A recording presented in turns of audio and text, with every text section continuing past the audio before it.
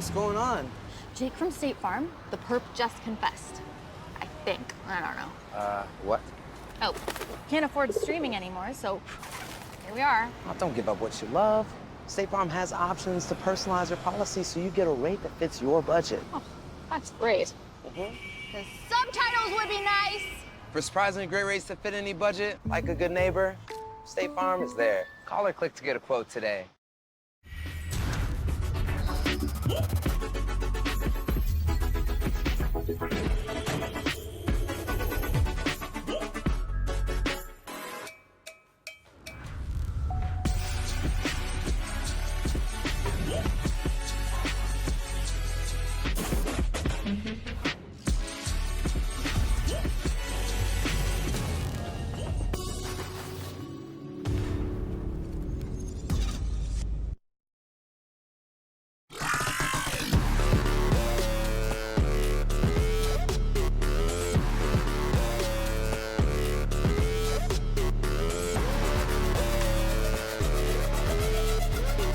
Welcome back to LCS Lock-In Semifinals. It is Team Liquid versus Dignitas, La Tigris, Kobe, Jat, and it's a series, 1-1 on the scoreboard. Do I have to do the "we have ourselves a series" that, you know? Oh. Yeah. I just did it's it a anyway. best of 3 now. Yeah, the best of 3. Oh my Do god. you hate that, by the way? Like if it's a 1-1? I think they're cliche. Yeah. There's no value added to that. It's like, oh, guys, have you heard of this? I did the math. If you have 5 games initially and then you take off 2 of them, it's 3. Wow. Like that. Well, you know what? The desk had a hard time with some of that math that Core JJ was throwing at him earlier. So maybe we do need to actually write it out that explicitly. There's only 3 left to play. Yeah. Win 2 more, you win. The progression that has changed, though, is basically Dignitas has stolen side selection from TL since they were able to win the first game on the red side, but the loser of the previous game gets side selection in the next game. So Dig is now on blue side for the first time this series. And the bans themselves, not quite changed. TF not gonna make it through, and neither is the Karma. Team Liquid taking that one away. Yeah, LeBlanc goes down as well. Something that has changed here is Dignitas did ban Caitlyn as the first ban in both of their games. Currently, Caitlyn is still open. That would be, you know, Team Liquid pushing bottom lane. You know, we've had so much focus on top lane. Yeah. Like, you know, something like a Caitlyn being left up would probably get grabbed on blue side, but this bottom lane also deserving of, you know, a lot of focus there too. So I'm super excited to see if we do get this passing through, because only Karma now banned out from the bottom lane pool from those supports. Dignitas taking game 1, trusting in a lot of their engage on picks like the J4, again going to be banned away by Team Liquid. And then Team Liquid, the big Bwipo show of last time, but as you both were mentioning, you cannot overshadow the fact that Han Sama, for instance, putting in work in that bot lane. And they give it up. So the Caitlyn is picked up on blue side here. Then you start to look at Lux combination with it. The Karma's already banned out, which is both something strong to play with and against the Caitlyn to try and retake control of that lane. So I'm very curious to see what the answer here from Team Liquid is, you know, with that setup. It's probably not Kaisa. It's just been their hover so far in the game. Got to be range, yeah. Okay, so Varus, we did see a little bit of in lock-in. Cloud9 had brought that out for Sven, and now we're getting to see it from Team Liquid. Han Sama bringing through the utility here. Yeah, you can see not a very picked champion so far. The stat just there was picked 3% of the time. And then just another Zen game for Santorin. Yeah, and so about the Varus pick here, was played a couple times in the LCK. The lethality poke Varus build is back. Even the on-hit build was buffed a little bit a few patches ago, so it's still an option. But I definitely think that Team Liquid will trend here towards poke and the longer range, considering the things that they have already picked in the past. Ooh, the Poppy. And there's our Lux. Poppy and Lux locked in for Dignitas side. Yeah, so it's got to be a jungle Poppy, but that is just a rather early Poppy angle. When I think about it, though, Jarvan already banned away, Trundle already banned away, Xin already taken. If they want an 80 jungle, not the worst option. Yeah, and we saw Blabber utilize it so effectively. Poppy, really good inherent base stats, quite tanky early on, can interrupt the dash from Xin. So I'm questioning if we're going to get the more likely Predator Poppy build or if he actually goes the tech that Blabber went with, the Phase Rush to charge in and reposition afterwards. Predator would give you better wallbang attempts, but more in-combat move speed there and escapability with the Predator. Oftentimes when you have those entangled engagements pretty strong. The Tom Kench is back, baby. Oh boy! Back off the bench, back on the Rift. Ayla had a good game and some great moments in that game one, despite Team Liquid not getting the victory. One of the biggest things to look at when you're approaching draft here now from the side of Team Liquid is with the Caitlyn Lux lane. This is going to be perma-pushing, harass bottom lane that wants to be up in your face all the time, pushing you to tower, threatening your binding plus trap combinations, and it's going to be very long range. You're going to need some sort of engage onto this backline and some sort of way to crack them early. So I like the picking up the Zins out early, but then looking towards mid laners as well. You want something that can get out of lane and get down there as well. As many possible threats as you possibly can, because Varus ultimate can set up for ganks extremely well. Tom Kench can actually capitalize on those extremely well too. If you just go with the W and try and knock it onto one of those snared targets. Team Liquid will take out the Zoe and the Gwen though, knocking down on some of the solo lanes here. Yeah, I'm going to be really curious to see how that bottom lane does play out, because it is important that you don't let the Caitlyn Lux snowball ahead of them. And while yes, they only get the Varus ult at 6, right? And I think Tom Kench trying to W in for an engage pre-6 is going to be tough. So there's going to be a lot of time that TL has to buy. But really, we'll see solo lane picks coming in soon throughout the comps. And remember, this is because Tom Kench just got those recent buffs on 12 too. So definitely the durability is there, but it's still the Devour was moved to the ultimate, so it's not like previously where you could pick Tom Kench into it and just Devour much more frequently out of those binding trap combinations. It's going to have to be played around a little bit more carefully. And some of that power that you're mentioning coming back into TK specifically for that support play to make him feel as good there as he has in other lanes. And with the Gwen being banned away by Team Liquid, Dignitas say, well, if you're not going to play that, we don't want you to play the Grays either. So the last round of bans in that regard. And then the mid lane matchup, having the Victor over for Team Liquid here. Standard pick for Bjergsen to be coming through, but a Rise on the rise in this draft. Yeah, so not going to have the range advantage in the mid lane matchup.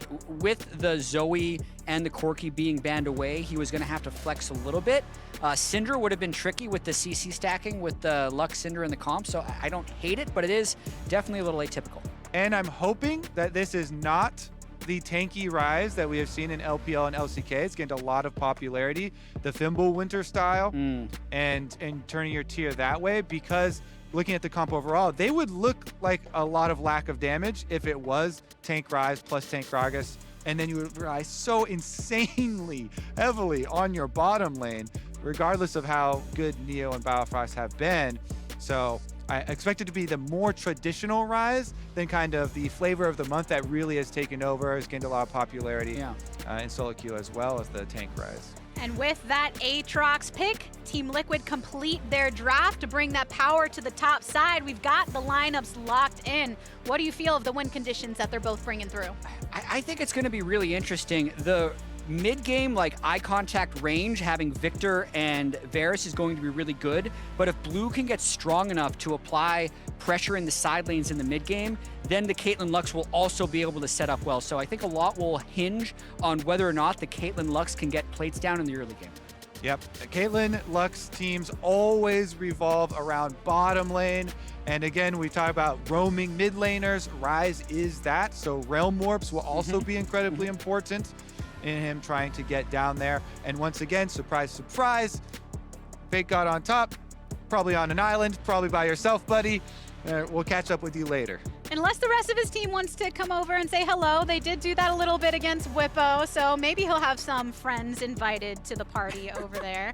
But I'm excited to see how this shakes out. Game number 3, both of the teams, even in their losses, it's not like they got blasted out. They can still have that hope of being able to turn it around if you do find yourself in a deficit. Yeah, the amount of attention paid towards Bwipo in this draft was rather high. I'd say he's probably the most influential player so far in this series. nearly taking over the game as Graves in the first one, and absolutely taking over the game as Gwen in this one. You saw all those champions banned, also a Jace ban, holding for his counter pick at the very end, but because there were so many bans, he does end up on an Aatrox, which we have not seen very much of thus far, and the early bush control is actually sniffed out by a bot lane ward by Santorin early on in the game.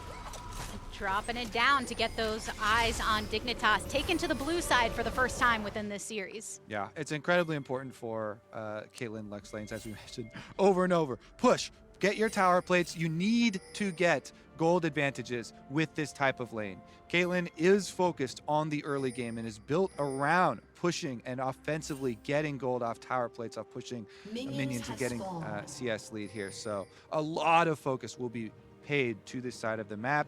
Early ward for side brush control, so that can get started early is no surprise there. Plus, junglers will be pathing from top side down towards these lanes. Dignitas very aware of that win condition, Team Liquid as well, and wanting to make sure they offset that. So Hansama and Ayla, the early sweeper too. Such good prep, such good decision making here, playing around it. They're trying to even pull. So if the wave crashes, they don't want to get hit by it. Are they just going to run in behind him and brawl? Yes. Okay. They're going for Love it. Already throwing out Already the in. kills Smack for 'em. Peacemaker. Some good old poke onto Hansama. Legit. Throws it back. The hail of arrows hits really strong. Oh, flash! Neo tried to get it. Ends up falling. Hansama staying alive. I love it by Team Liquid right there. We had the early interview with Ayla talking about how much he likes laning with Hans because Hans always wants to go for the kills. They did the math. This 2v2 will win a damage trade if we can get the angle, and they take it. And again, the math checks out. This is melee Tahm Kench buff durability, so you just want to run at them. They get super far back. Only the ranged minions are on them. They don't have to worry about the melee ones, and Tahm Kench can just run the Caitlyn down. Just focus on him. Neo does flash forward, gets the headshot into the Q, which is a good attempt, but Hans still has flash to answer. And it's just such good usage here. Your Hail of Blades with your Varus all the time when you go with the lethality build. So it's a lot better trading early on than the fleet there, and being able to land it was so critical for them. Now, all summoners are down for this lane where you want to pressure it continually with jungle pressure, with mid lane pressure to try and get those ganks off, try and crack it. And the last thing I'll say as well is Neo with the cleanse didn't have as much immediate combat power for level 1, so another thing that factors into that decision of TL to go for the 2v2. So while both of the junglers were preparing to make an impact on that bottom lane earlier on in the game, Team Liquid's bot lane said, nope, we're just going to do it right off the bat. So win condition clearly identified. And here up top, Fake God just using some of the range of his abilities to poke down Whippo, keep him under the turret. Still even in CS thus far, so keeping his own within these trades. A little low though, slapping with the Q. Yeah, fully stacked Conqueror though, so Aatrox wants the longer trade where he can use all of his Qs there. Whippo got some of the healing, and his jungler is here, so use your extra summoner spell, Santorin. Somewhat low on mana for Fake God. He did pop a pot to try and go fix for kill. that somewhat. Oh, went for the flash and the belly fall onto Whippo, but it's not enough. That's a second kill for Team Liquid. Back right at it here. It's going to be an attempt at the cut.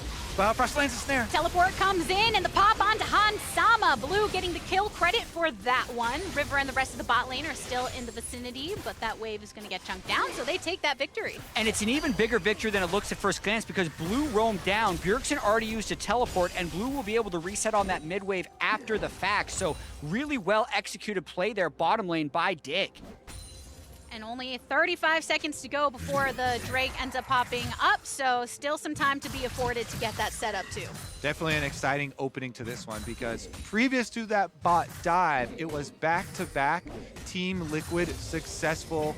I guess we can call the bottom one a gank if you're ganked by your own lane unexpectedly. Didn't have a completion here. Santorin is sitting around for, actually completes the recall. Big stacked wave there is going to crash for Whippo, but both plays were Hansama and Whippo. Oh man. Tries to lash on down. Ayla gets stocked up before he can escape, so that means River on the Poppy getting his name on the board. Whatever advantage TL gained from that level 1 has been completely erased Another wave is also going to stack up against Varus, and I don't even know if you'll be able to get that. But we might just be in for another Bwipo attempt the way this game is going. Yeah, I mean, you try and make it about bottom lane when you pick the Caitlyn Lux, and that's what they want. They want it to not be about Bwipo from the side of Dignitas. Yeah.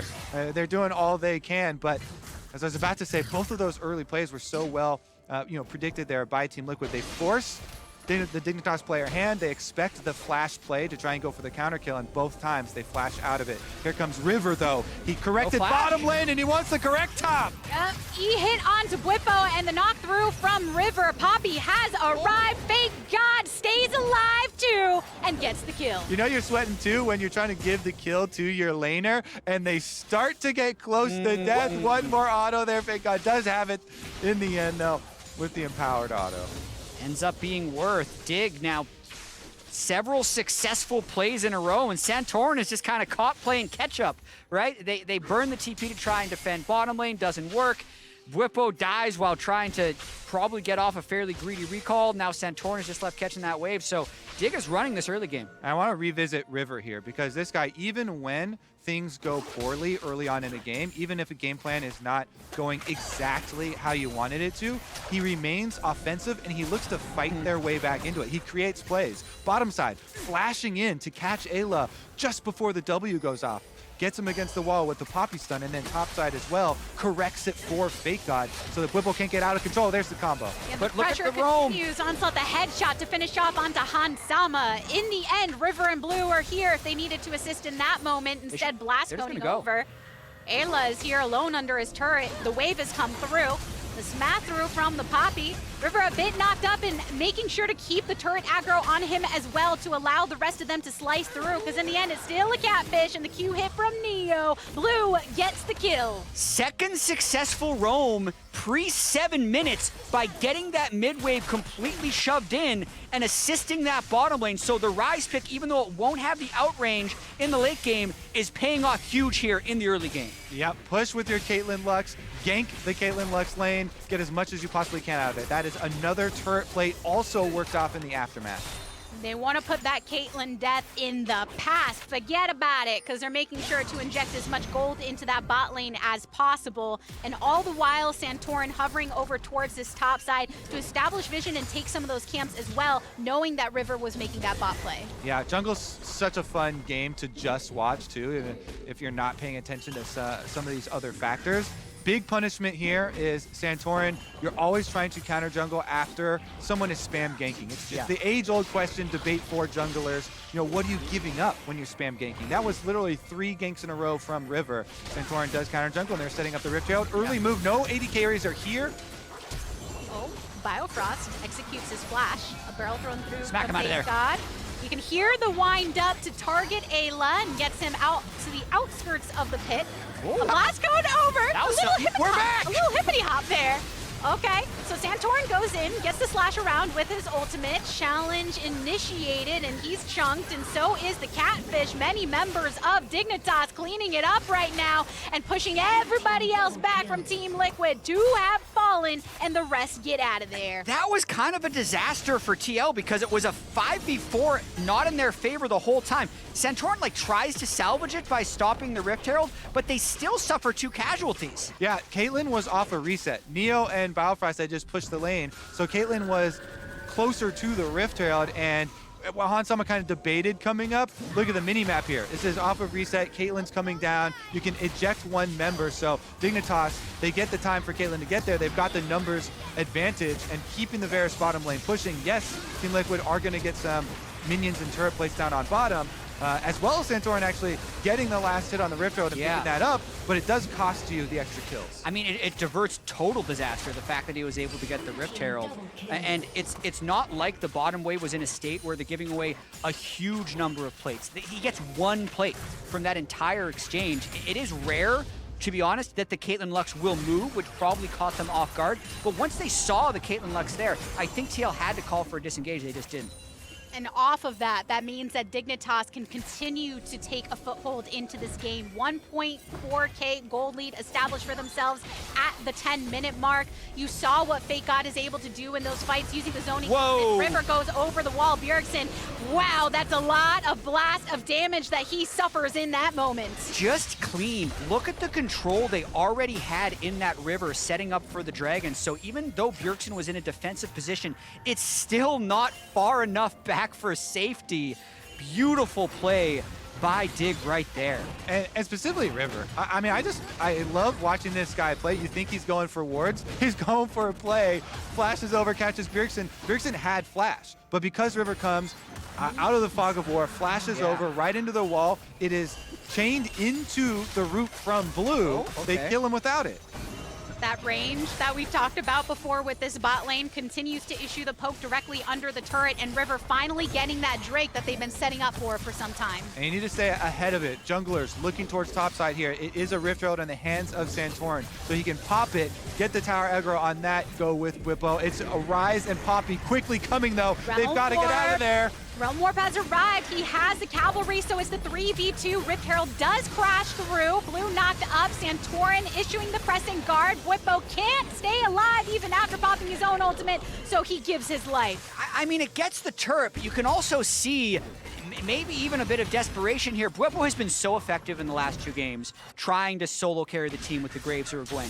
Aatrox is just not the same scaling, and also Hull breaker. He's got a hull breaker. So I mean, yes, he is absolutely trying to do the solo carry, but Kobe, I don't know if that's something I've seen much of. Man, we have gone through such a roller coaster with Whippo this series. Let's take a look at bottom lane first, though, because Biofrost has the movement speed to get in position. A good chain of corruption onto Biofrost, but he can throw out that final spark. Great dodges from Hansama, so he doesn't get any of that chunk down. And you're watching what is a lot more rare nowadays, but the mobility boots purchase from Biofrost on the Lux. He's looking for the extra move speed to get in position to find those snares. Attack bottom side, just like the rest of the team. Jungle mid, constantly going to the Caitlyn Lux lane. They're gonna push in once again.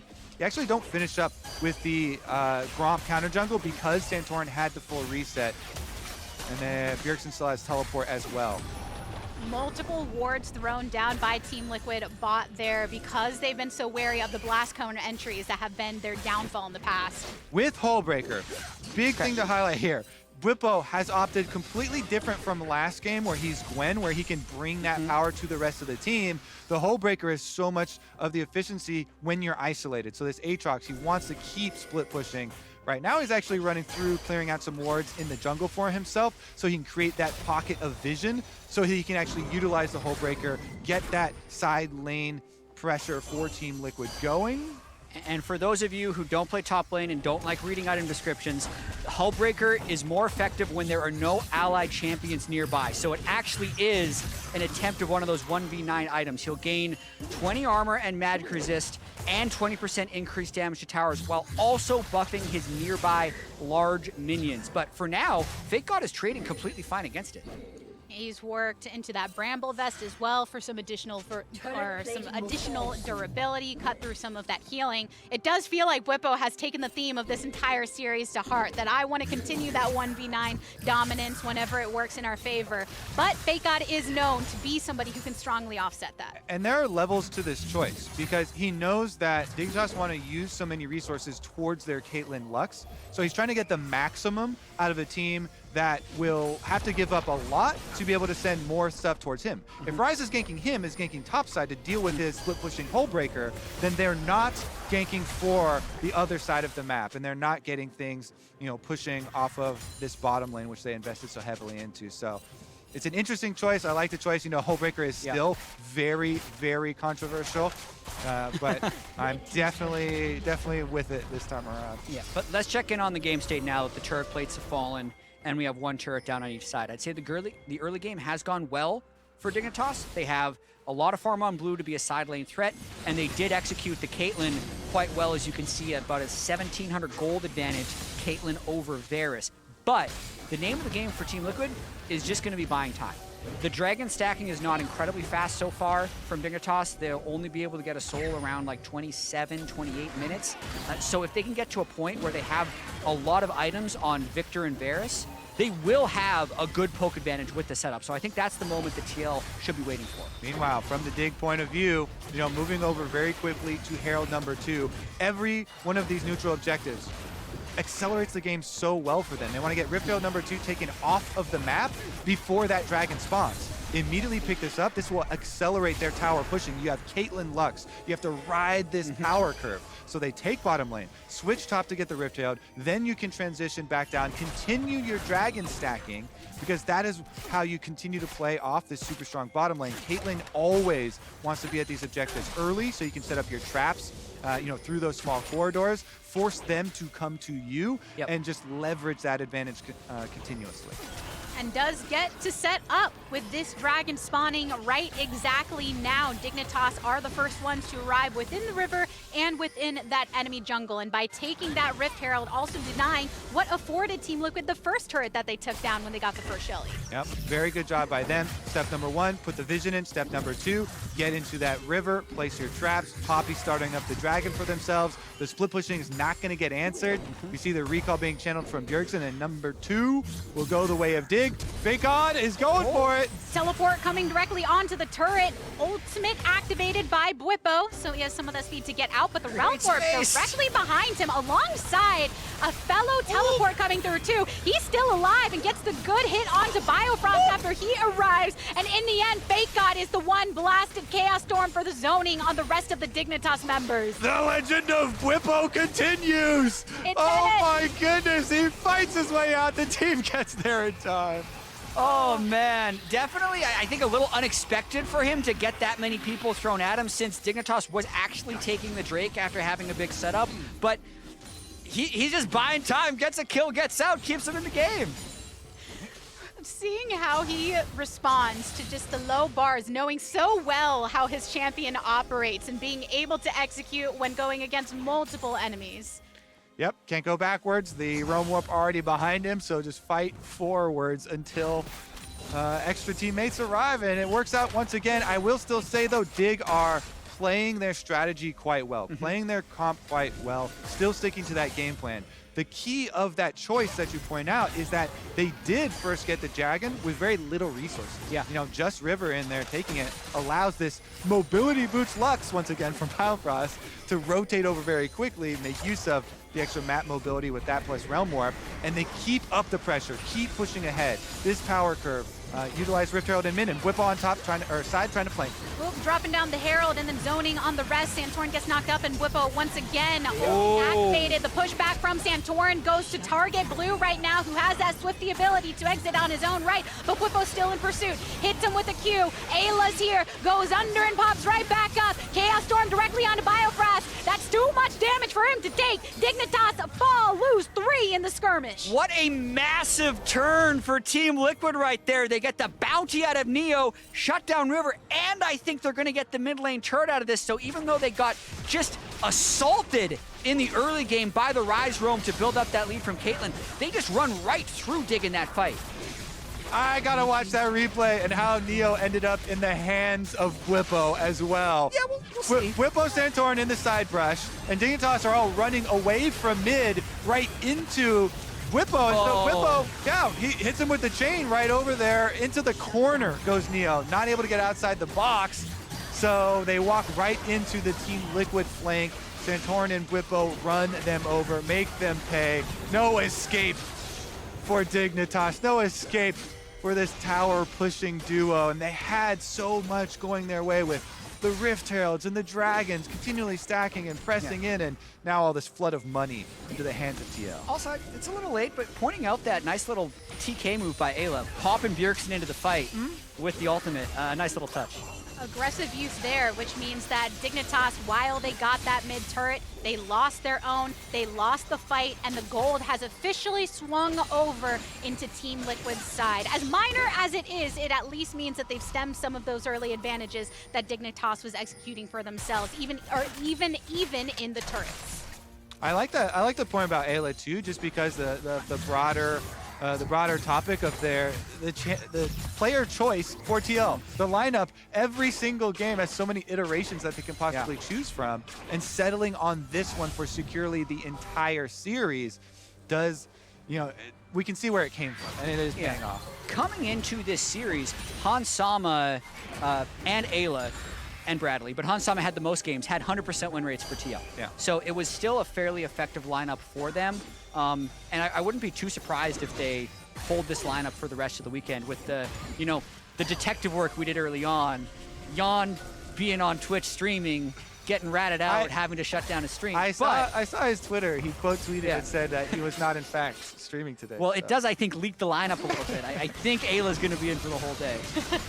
And I think a lot of people are happy to see that because of the hype that has been surrounding him for some time, whether it be because of his performance in the OPL or even during Academy last year, often getting talked about in the same way he and Poom and a lot of those supports on the Rise were. All right, and back to the overall state of the game. We are approaching the point where Team Liquid can crack this dragon stacking.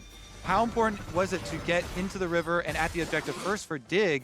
We saw it illustrated very clearly in the previous play. And Team Liquid with the flank, huge punish. This time around, they can get into pushing mid-wave first, and Whipple once again finds a chain. Chains in Fake God, and the rest of the team follows up. Explosive cast to create that distance so Fake God can attempt to escape, but he's already burning down and even eating out to make sure he can escape the rest of that Chaos Storm. Nobody dies, but quite a moment for Team Liquid to be able to turn and now take the Drake. Yep, they get into Dragon first. They can burn it down too. Teleport being used, though. Okay. Dignitas do look like they want to contest this. Ace in the hole. Doesn't really do much to Ayla, who is willing to chunk that. 2 hit out by the Poppy with the hammer coming on down. So Team Liquid, they make sure to back off for just some time being, but Ripper's already on the outskirts with a Fake God. Santorin locked up here. A good stun up onto the Battle Mage of Blue, and no more Rise here to follow through. That was a very interesting fight to watch. Because Dig tried about every which way to get a flank angle on the TL, and even though the items haven't really accrued onto the Victor Varus yet as backline damage, it didn't even look close. So it's definitely feeling right now like Dignitas need to be in almost a sense of desperation. After the ultimates were burned, you think maybe Fake God comes in with full health and they'd have something. They actually knocked 2 people out of the fight, and still, they can't really move through any space. I think it was a good flash by Ayla, because what they're looking to do there is separate the team. When you go for that Poppy ultimate, knock those 2 away, if Fake God then had gotten the engage and knocked Tahm Kench solo into their team, then maybe they can get their pick and, you know, try and ride a very shallow numbers advantage and the split team to make something out of it. But good flash by Ayla avoids the possible engage, and then they just wait until their front line walks back from the Poppy ultimate, and a really good turnaround there. Then you saw the Tahm Kench devours, Bjergsen over the wall, spits him back over the wall, and is back in range to kill. And there is a really big lack of damage right now from Dignitas. Caitlyn hasn't hit Infinity Edge yet, and it's the Thimblewinter build on Rise that Kobe, you didn't want to see. Yeah, for this exact reason. Probably because everyone is just a tank. So if they do manage to take 70% health off someone, Ayla can just gobble them up and take them out of there as well with the mini Tahm Kench rework that happened. So TL can be just extremely elusive, poke to create space, and are in such a power position in this game now.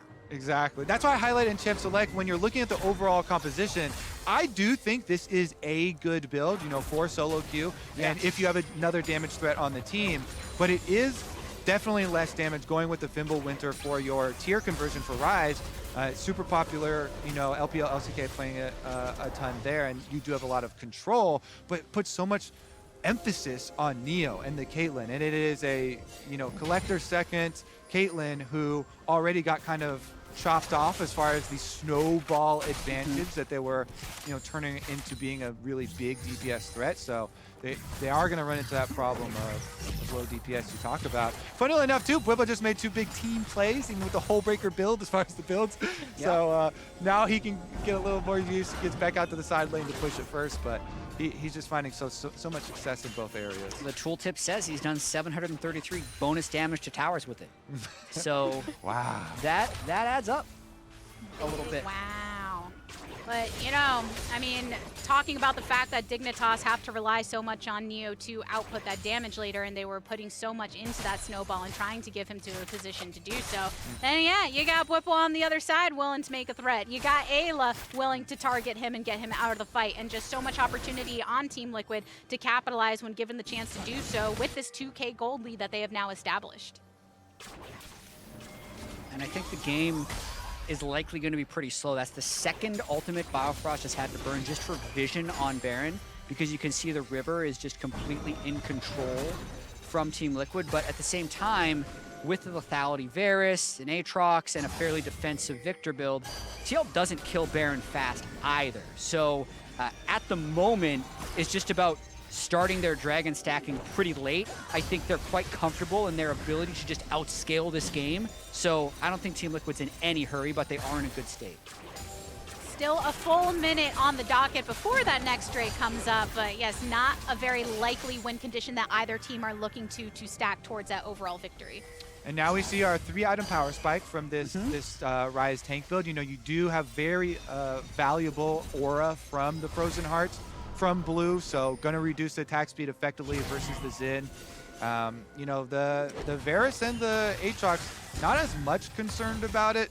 Hinders combos a little bit tiny later, but you know, it is a poke Varus who keeps a lot of range and is a lot of power in the Q poke as well, and then Aatrox into the Qs, so not going to be the biggest of deterrents for this team, and we'll see if they can actually utilize any sort of extra mobility coming here, because Bwipo should be able to push in on bottom side, get them bottom lane control first, and allow them to retain this control of the vision around the dragon.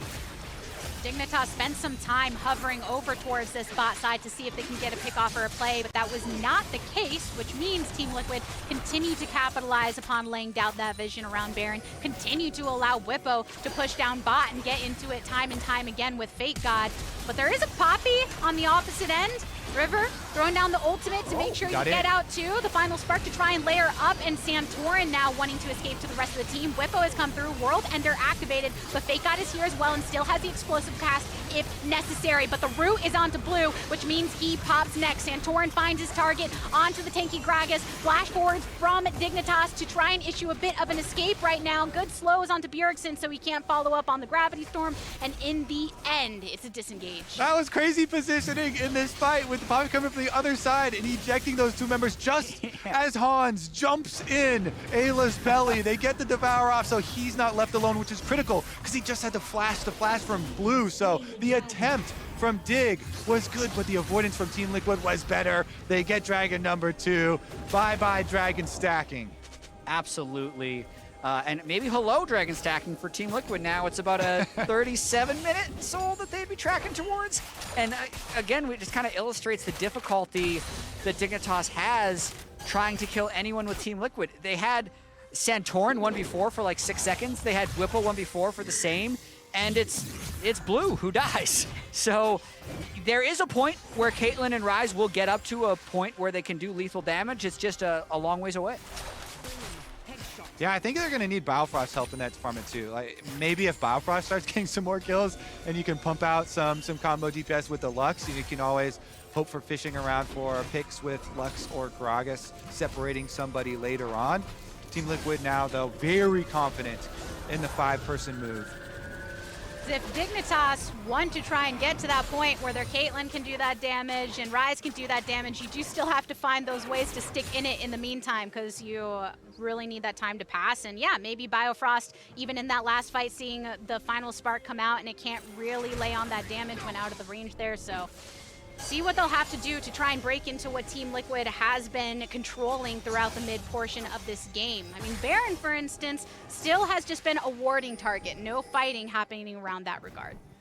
This is definitely feeling like one of those games where the side lanes get pushed for a while, and then that dragon timer up in the top left corner gets to 45 seconds, and they start moving into the river, and then they just fight over that space over and over again. And for the way that plays out, it's generally Victor and Varus that are going to have the range advantage to try and create that space. But if Dignitas can either pick someone off in a side lane or somehow get behind Team Liquid, that's the way they'll have to play it, because Team Liquid is the team with the range advantage. I'm going to offer you a door number 2 to Dragon focus, and that is Pole Breaker Aatrox, constant bottom lane pressure, allowing for full vision control around Baron from Team Liquid. He's breaking the hull.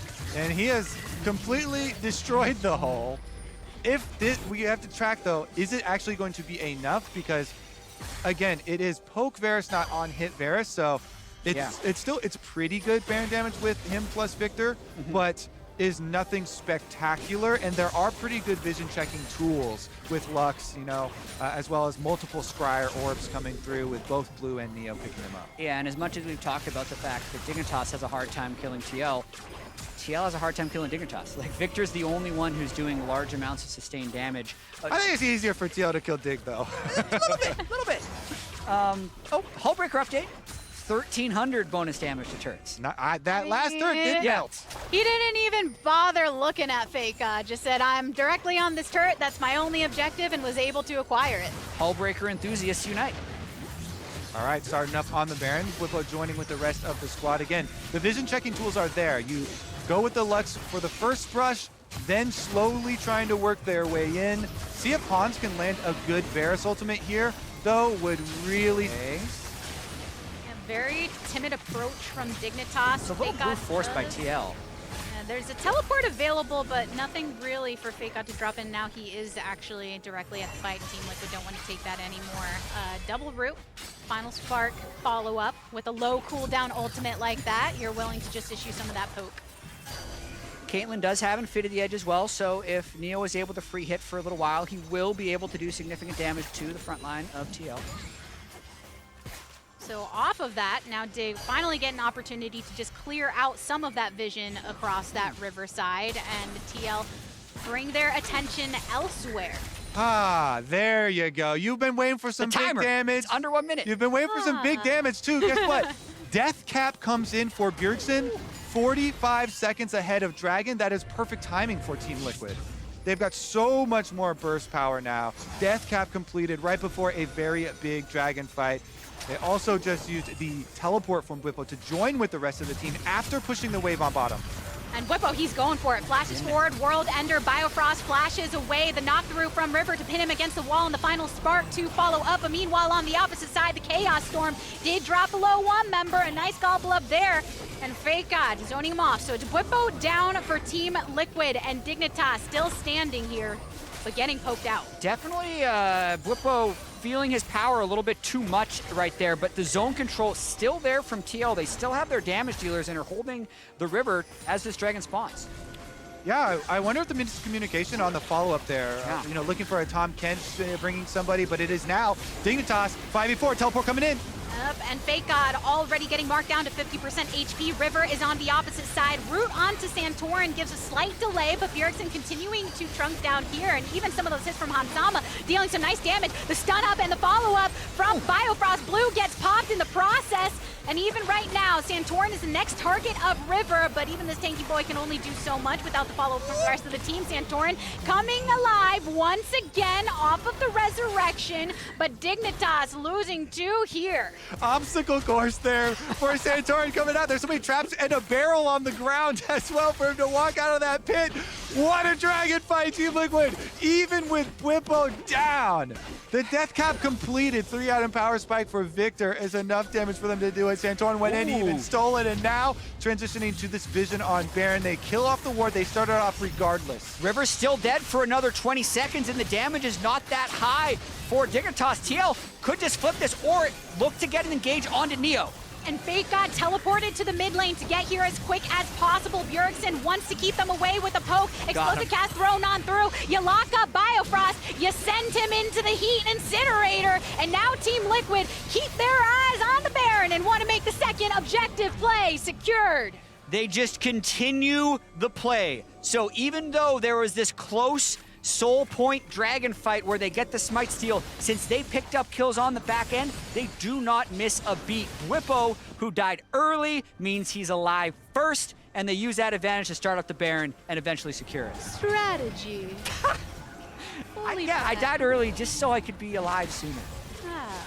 Always a plan with Whippo, I believe. I'm sure there's a lot of believers in the chat too. And because they've got that Baron buff here, the Red Bull Baron buff at that, they can take down that tier 2 in the top lane and feel pretty good about it. Even have Whippo over mid to keep ushering up that wave. Yeah, get that Hullbreaker. Put that sucker back to you. Girl. Get away from the teammates. The tower is down. Oh, Baron, Bjergsen. engage. Ayla Now the subject of the rest to keep Hansama in his belly. Santorin goes back in, pressing guard to push him away. Fake God ease out of this to leave River to have to flash after getting knocked up. And now Neo a little too close to the rest of the damage. They push it back onto Ayla. And now Bwipo coming from the opposite side. Neo gets pop, pop, pop down. Blue throwing up the Realm for an attempted escape right now. And Bwipo with the World Ender. He doesn't care. He said, Fake God, you want to be at your Nexus turrets? Come right at me, bro. I got you. A nice slash from Bwipo here, coming strong in the top lane all game. What a display by Bwipo so far in this series. 330 CS, hull breaking down the whole Dignitas team. Bjergsen popped at the start of that fight. It didn't matter. We're 2-1 TL. Let's go! Bwipo story all around. I think it's just the theme of this series, but it means that Team Liquid do pull ahead against Dignitas, a lot favoring them, but hey, you got to give it to the rest of the team for how they were able to follow through on the advantages he was creating. Yeah, I was looking at the split push, and all of a sudden, Victor is dead with flash up still, and you think, uh-oh, this is the chance. This is the Dignitas comeback play, and yet still comes right through the mid lane that he broke open. They still collect the team fight, even with the most, what you would think would be disastrous starts where you're, super fed Victor with 3 out and power spike goes down at the beginning. Well played to Team Bwipo. I was going to say, like, the early games are going well for Dig. The one game they did win is because they had kind of the 5v5 team fighting comp. And it's not that they haven't been executing some of the early game strategies. They just haven't been able to close. So I think they got to pivot back. I hate to say it, to Corky Victor, Zoe, like stuff like that, if they want to come back in the series. I think one thing is for sure, though. This Dignitas team that everyone underestimated and was last pick in lock-in tournament is the real deal. They actually have so many looks, and I'm really glad once River got here, they actually got to show them. Definitely excited to see where this team goes. It is great to see, even in the losses, them attempting to make those plays and show that they have that strength to be a contender within this series and beyond. And now that Team Liquid do have the lead, we are going to prepare ourselves for match point and head on over to the State Farm analyst desk. Thank you very much, Latigris, and I think Kobe's exactly right. This Dignitas team is the real deal and has definitely tested Team Liquid, but in this Game 3, Team Liquid passed the test to move the series score to 2-1.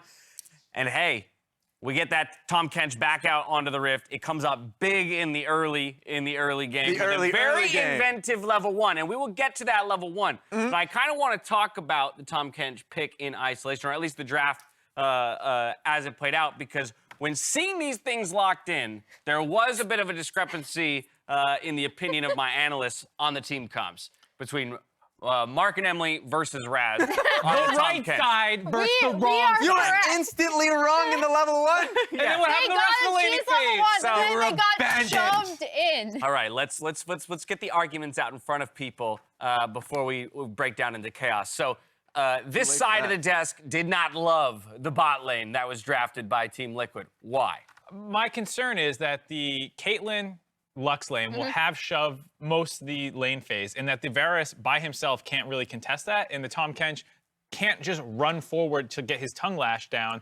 With the binding coming in, the trap that's followed, it's very risky to W in to start it off if that's just how you want to just W in without any CC. So I assume, looking at how the draft, I was like, okay, they're just going to stomp bot lane.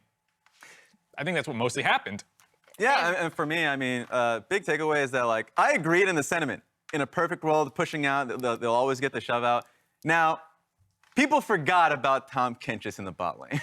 People forgot the kill pressure that he just generally has. I'm not just talking about Varus Tahm Kench, but Senna Tahm Kench has taken over for a majority of the time that he was being played bot lane years ago. It hurts. When Tahm Kench gets one slow, they can just spiral it. Now, this one specifically is not what I'm talking about because they actually had the setup. Emily, take it away. Oh, yeah. So I was going to say, this is actually really clever level 1 from TL in the way they were able to set that up. But my counterpoint is that Caitlyn Lux still had to push in that lane. And you'll see later, Dignitas is actually able to dive that several times. Yeah, but the setup you're talking about is like they saw through a ward that Caitlyn and Lux had pushed up through just to get bush control. So they just wrapped around him and forced that fight either way. But, you know, the old annoying aspect of Tahm Kench is how safe he can be. But that just wasn't possible with how River was just essentially living down bot lane, and both Team Liquid and Dignitas was trading sides on the map. I think that's the big thing about Kate Lux people lose is not just that it has shove power, but it has setup too. And you can make ganks happen, you can make dives happen, and that was something that Dig did a good job exploiting. And then they started winning the top side as well. This is kind of what Jat was talking about, where it's like you're looking at this early game, and I was like, damn, Dig's gonna go in up a game 4. This is looking good. And everything was really well coordinated. Yeah, I mean, keeping an eye on what we were talking about with River versus Santorin, I actually think River's had the better of Santorin in every single one of these like early game matchups in terms of his communication with his lanes, exactly where he needs to be to make plays.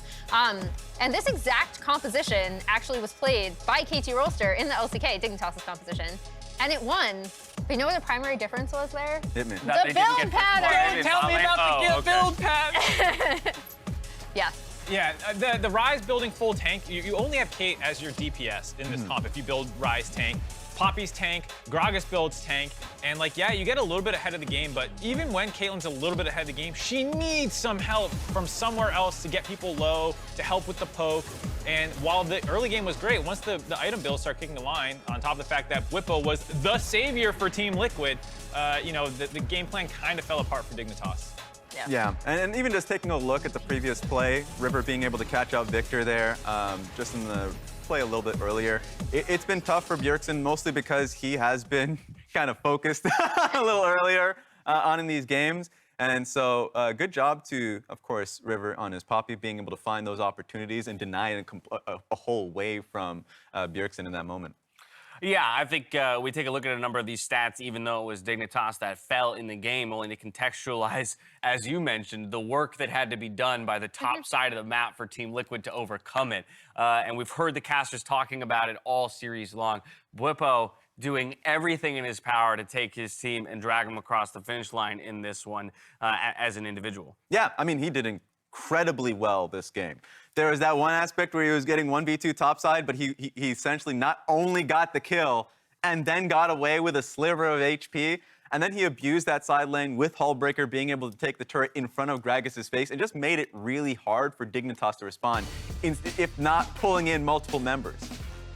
Now this is here looks to be just game 3. No, there's no way 17, 10, and 10 No, this is his game 3. combined. Okay, Yeah. so ignore that. This Through should 3 be games. all 3 games exactly in this series. And so while sure the KDA in isolation isn't going to look great, that's exactly what you get when you play with Bwipo. You get somebody who's going to be volatile, but more often than not, it's still going to come out on the winning side. And for me, the damage percent, top laners running plus 30% damage is very rare if you're not on things like GP, these like late game scaling KOs and stuff like that. And he's doing it on like, you know, Aatrox. You know, it's insane what his contribution is to this team right now. He is winning the game on the Gwen, on the Graves, on pretty much everything. And it's always a question of like, okay, you have this lead versus someone who's playing tanks. There it is. All right.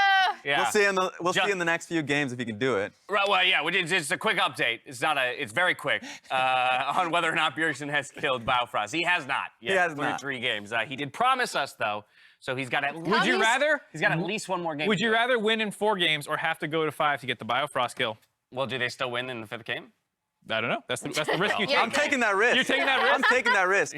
I'm not. I don't want to give No. Dignitas that opportunity for another game. We got to wrap it up here. Otherwise, I do fear that Dignitas is going to find their way back to, you know, a composition that works for them. And that's kind of the final piece of this puzzle here is what do they need to recapture? If we think about, as the casters were talking about the success that Dignitas has found so far, thinking a little bit more team fight oriented, late game kind of stuff, is it really as simple as that? Just make sure that you have better tools in the late game and trust that you'll get there, even if it is fighting from a deficit? I do think so. I think being able to play, match the scaling, play towards that is going to help Dignitas quite a lot because they are working team fights well. That Rift Herald fight that we kind of brushed over, a lot of that was good job on Fake God being able to zone just not only Aatrox, but Bjergsen as well, so he wasn't able to fight, right? So he's playing this role well enough to keep them in the series.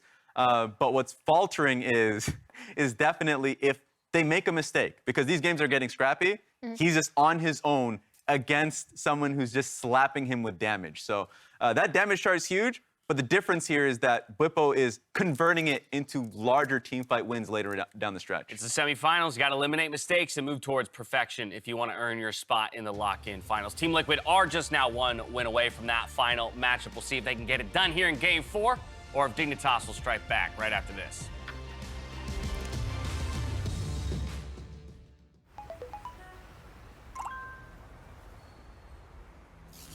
Initializing legendary moments. Take a look while you can, because if you blink, you'll miss it. I'm sure you've heard the news. Gold, gold, and more gold. Here comes the big play. Oh, that's perfect timing. You can see this one coming. They get what they need. They got the mids. They got the support. They got the top. Are they going to give you some fun League of Legends? Yes, sir. Yeah. Welcome to the LCS. FTX, official cryptocurrency exchange partner of the LCS. Sequence complete. What is going on? I can't afford streaming anymore, so. Sure you can. State Farm has rates that fit your budget. Oh, good. Because some true crime would be nice. Like a good neighbor, State Farm is there. Call or click to get a quote today.